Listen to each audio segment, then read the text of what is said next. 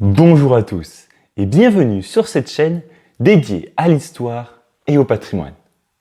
À chaque vidéo, je vous invite à découvrir, à analyser, mais aussi à tenter de résoudre les grandes questions de notre histoire. S'il existe un destin des plus incroyables au début du 19e siècle, c'est bien celui de Désirée Clary. Fille d'un marchand de soie, elle deviendra reine de Suède et de Norvège, après avoir connu les grandes heures de l'Empire napoléonien. Mais qui est véritablement Désirée Clary, celle qui fut la première à faire chavirer le cœur de l'empereur? Née à Marseille le 8 novembre 1777, Désirée Clary est la fille cadette d'une famille de 9 enfants. Grâce à la fortune familiale, elle parvient à intégrer un couvent réservé aux jeunes filles des familles aisées, afin de parfaire son éducation. Mais la Révolution française vient perturber la vie de la jeune fille, en ordonnant la fermeture des institutions religieuses. Mademoiselle Clary doit alors retourner auprès de ses parents. Mais Désirée ne sait pas encore que sa destinée l'attend.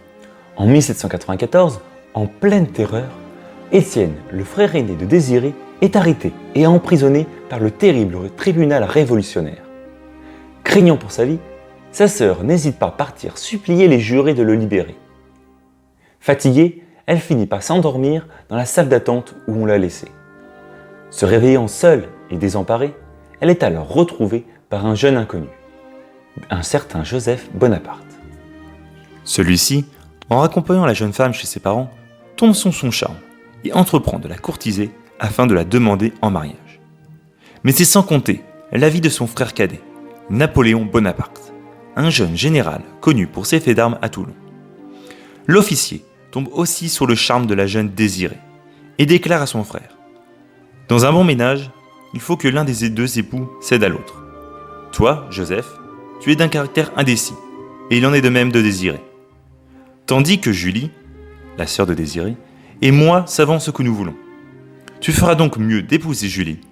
Quant à Désirée, elle sera ma femme. » Ainsi, même en amour, Napoléon est vainqueur. Le 21 avril 1795, le général Bonaparte et mademoiselle Clary se fiancent, malgré les réticences de sa mère, qui aurait dit « J'ai déjà bien assez d'un Bonaparte dans ma famille ».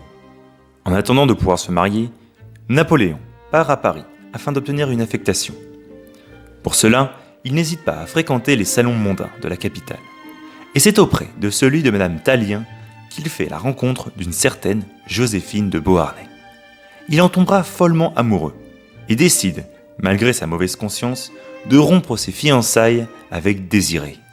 Cette dernière aura du mal tout au long de sa vie à lui pardonner et gardera envers sa rivale, Joséphine, une forte rancune. Elle n'hésitera pas à la surnommer la vieille. Libérée de toute attache, Désirée se met elle aussi à fréquenter les salons mondains. Elle fera alors la rencontre d'un jeune général de brigade, Léonard Dufaux, officier dans l'armée d'Italie. Ce dernier entreprend alors aussi de courtiser la jeune fille et va même demander à Napoléon Bonaparte de l'aider. Ce dernier y consent, voyant ainsi l'occasion de permettre à son ancien amour d'oublier son impolitesse par un mariage. Mais ce projet ne vit jamais le jour, à cause de la mort de Léonard le 28 décembre 1797 à Rome. De retour à Paris, Désirée ne cesse de repousser les prétendants, jusqu'en juillet 1798, où, par l'intermédiaire de son beau-frère Joseph Bonaparte, lui est présenté un certain Jean-Baptiste Bernadotte. Cet homme deviendra le véritable amour de sa vie. Rival politique et militaire de Napoléon Bonaparte, Bernadotte est pour Désirée un moyen de laver l'affront que lui avait infligé son ancien fiancé. Marié le 17 août 1798, le jeune couple n'aura qu'un seul enfant, Oscar, né le 4 juillet 1799, et dont le parrain sera, à contre-cœur, le général Bonaparte. Ce dernier, en pleine ascension politique, ne tardera pas à prendre le pouvoir comme premier consul en novembre 1799, puis comme empereur le 2 décembre 1804. Dès lors, Désirée partagera les grandes heures de l'Empire, jusqu'au 21 août 1810, où son mari sera désigné comme prince héritier de Suède, afin de succéder au roi sans enfant, Charles XIII. Devenue future reine de Suède, Désirée ne quitte pourtant pas Paris, trouvant la cour de Stockholm trop sévère et ennuyeuse, et jugeant son climat trop rigoureux. Dès lors, elle servira d'espionne au service de son époux. Elle lui transmettra des informations à propos des plans politiques de Napoléon Ier jusqu'à la chute définitive de ce dernier en 1815.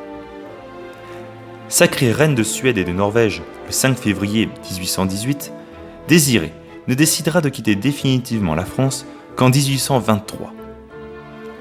Finissant par s'accoutumer à son nouveau pays d'adoption, elle gagnera l'estime et l'amour de ses sujets. À la mort de son époux, le 8 mars 1844, Désirée passe les dernières années de sa vie dans l'isolement, jusqu'à sa mort le 17 décembre 1860, à l'âge de 83 ans. Ainsi s'éteignit une reine au destin fabuleux, née sous le soleil de Marseille et disparue sous les neiges de Suède. Mais l'héritage de Désirée n'est pas mort avec elle. En effet, ce sont toujours des descendants de Jean-Baptiste Bernadotte et de Désirée Clary qui règnent sur le trône de Suède, en la personne actuelle de Charles XVI Gustave. Une ironie de l'histoire pour celle qui aurait pu être l'épouse de Napoléon Ier et dont la dynastie cherche encore aujourd'hui à revendiquer le trône de France. Je vous remercie pour votre attention et pour votre fidélité. Je vous donne rendez-vous pour une prochaine vidéo. N'hésitez pas à vous abonner, à liker la vidéo et à poser en commentaire vos questions.